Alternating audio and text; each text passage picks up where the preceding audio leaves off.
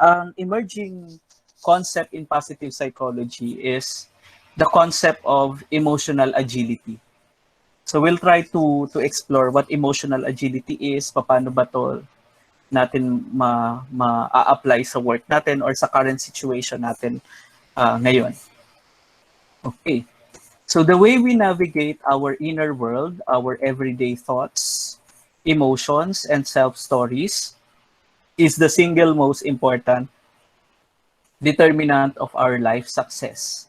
It drives our actions, careers, relationships, happiness, health, and everything. So si Martin Seligman is one of and the father of contemporary psychology, contemporary positive psychology, ano. So isa siya sa nag-popularize nung positive psychology. Although hindi naman siya yung nag-start nito, meron pang mga nauna sa kanya. You've talked about character strengths, you've talked about happiness, but you see, si Martin Seligman himself said that optimism may sometimes keep us from seeing a reality with necessary clarity. So sometimes, too optimistic, it blinds our vision, it blinds the way we see reality, the way we see our experience as it is.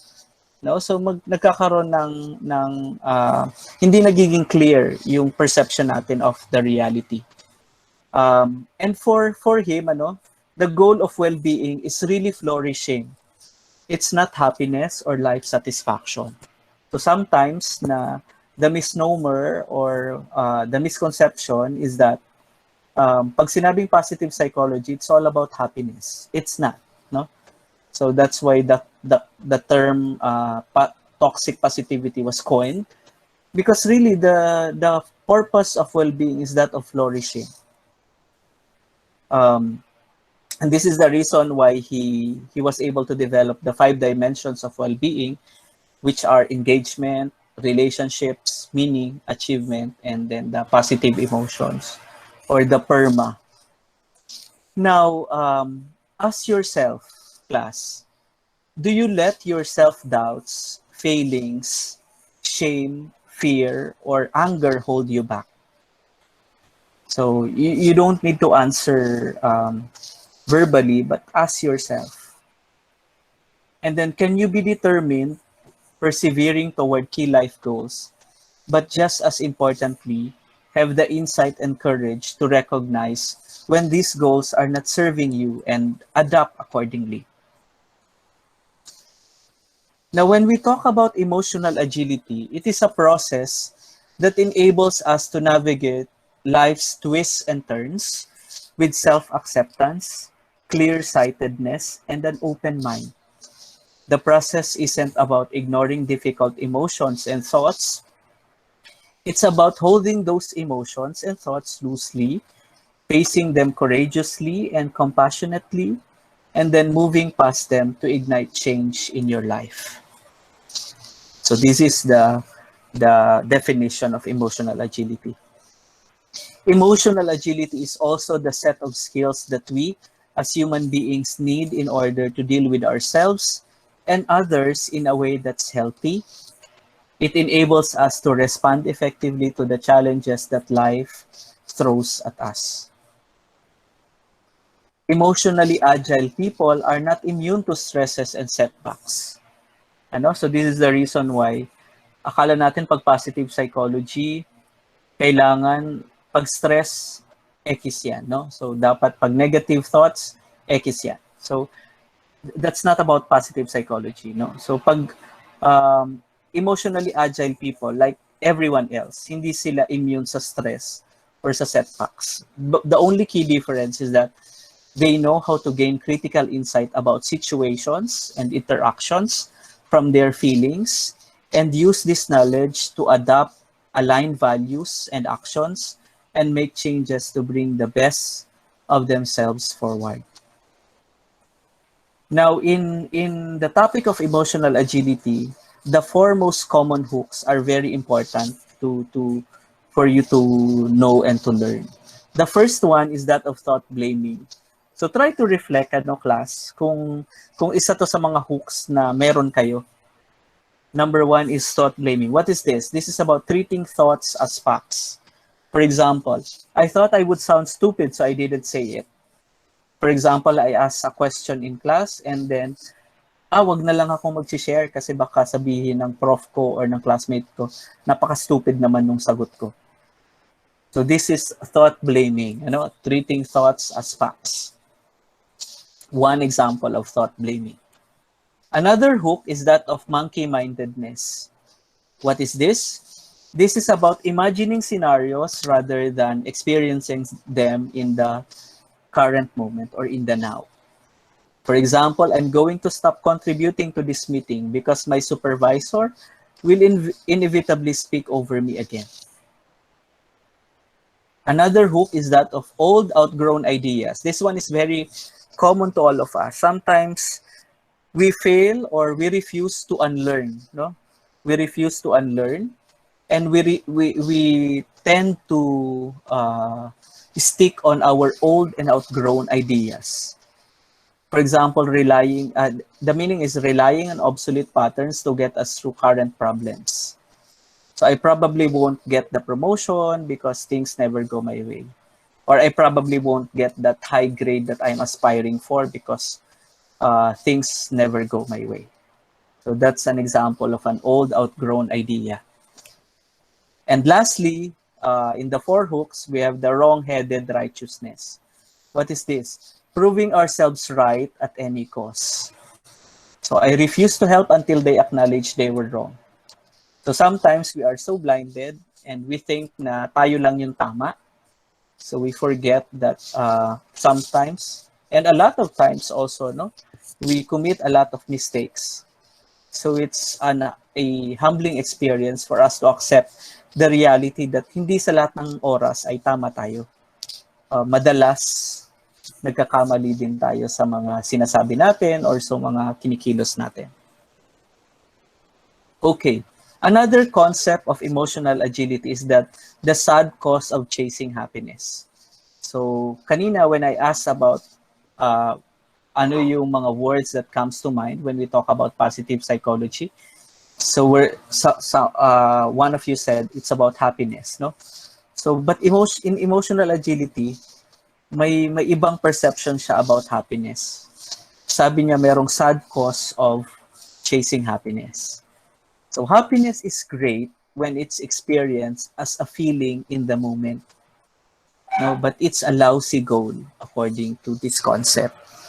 People who become overly focused on becoming happy, what we know from the research is that they become paradoxically more unhappy over time.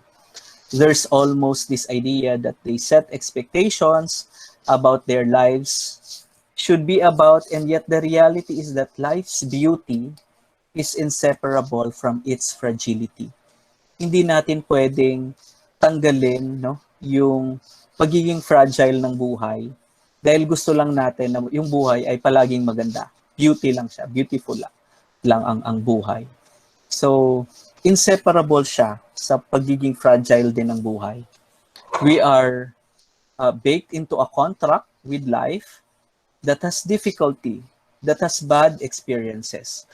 So when we become overly focused on happiness, we don't allow for the reality of life as it is. So the second problem is that rejecting the negative emotions that we feel and trying to fake happiness is like telling ourselves the red light signaling us to stop at an intersection is actually green. So sooner or later, mababangga tayo or magka-crash, magkakaroon ng crash. So we can't grow and we can't go to the other side of the street if we are not, if we don't allow these warning signs to teach us or to learn from these warning signs. So again, reflect on these questions. So think of an unpleasant emotion you've felt this week. How did you deal with it at the time? Nung nalungkot ka or nagalit ka, paano ka ba nag-react towards that unpleasant emotion? that anger, that fear, that anxiety, that feeling of sadness. So how did you deal with it at that time? By understanding this emotion as a form of communication rather than simply an unpleasant intrusion, what do you think it was trying to tell you? So instead of reacting to the emotion that was felt, no, during that time, what if you try to look at it at a different perspective and try to understand that emotion as a form of communication? It's trying to tell you something. So what do you think it was trying to tell you? So ask yourselves. And lastly, no, what changes might this emotion prompt you to make once you've separated the message from the messenger? Would you deal with this emotion differently today? So looking now at the different perspective of what the emotion is trying to tell you, sa tingin nyo ba mas iba na yung naging reaction nyo towards a particular situation?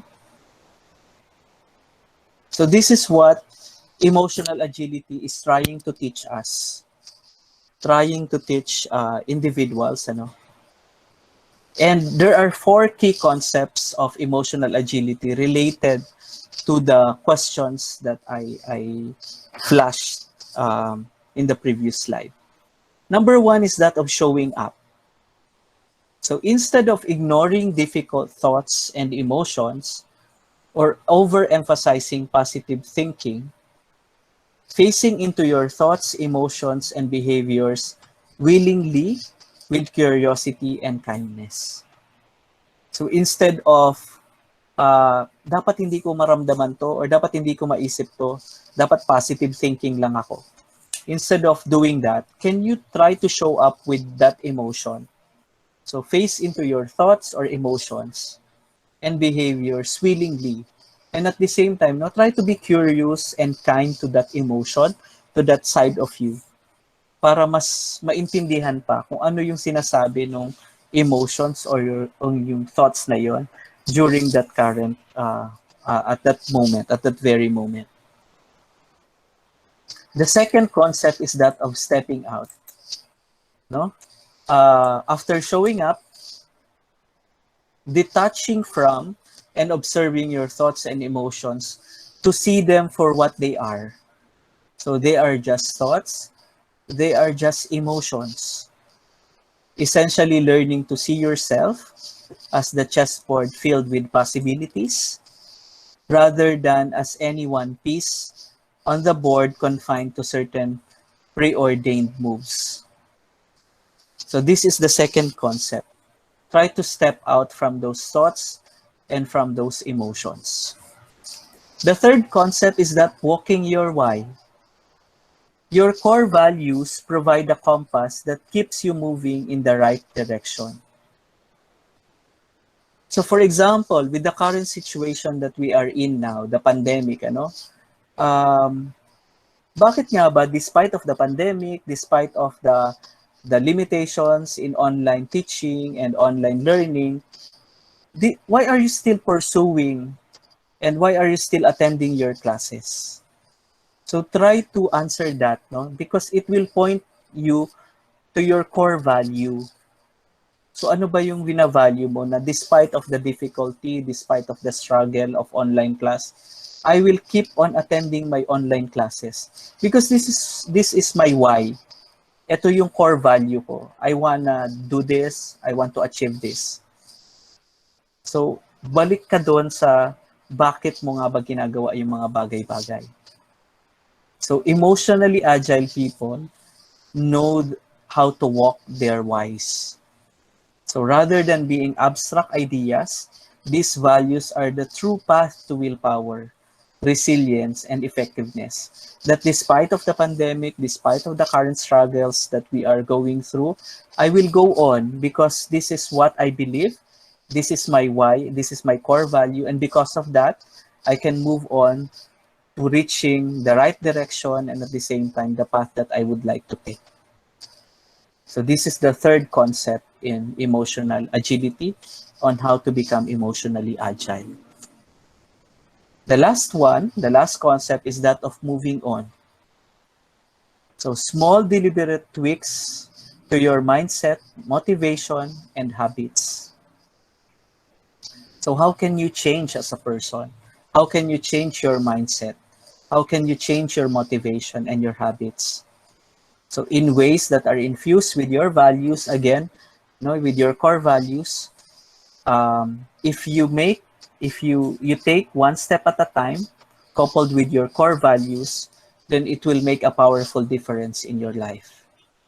The idea is to find a balance between challenge and competence so that you're neither complacent nor overwhelmed. You're excited, enthusiastic, and invigorated. So developing emotional agility helps us overcome the hooks that commonly intrude on our thoughts, emotions, and stories to dominate our behavior in ways contrary to our well-being. Rather than ignoring them and pretending we're always happy and that everything is fine, emotional agility gives us the resilience to identify and accept the feelings that stress us out and put strategies in place that use them to our advantage. So discomfort, according to Susan David, discomfort is the price of admission to a meaningful life. So don't be afraid to admit all the discomfort, to accept all the discomfort that you are trying to struggle with right now, because it will lead you to a meaningful life.